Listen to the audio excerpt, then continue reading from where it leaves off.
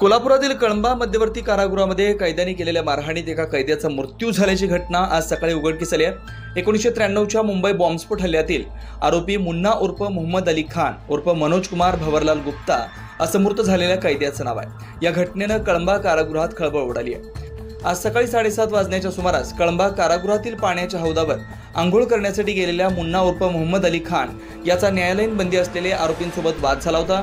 यानंतर न्यायालयीन बंदी असलेल्या आरोपी प्रतीक उर्फ पिल्या सुरेश पाटील, दीपक नेताजी खोत, संदीप शंकर चबार, ऋतुराज विनायक इनामदार, सौरभ विकास सिद्ध या 5 जणांनी लोखंडी झाकणानं मुन्ना खान याला बेदम मारहाण केली। या मारहाणीत मुन्ना खान याचा जागीच मृत्यू झाल्याची प्राथमिक माहिती मिळते। दरम्यान या घटनेनंतर कारागृहातील अधिकाऱ्यांनी मुन्ना खान याला CPR रुग्णालयात दाखल केलं असून जुना राजवाडा पोलीस ठाण्यात या घटनेची नोंद करण्याचं काम सुरू आहे।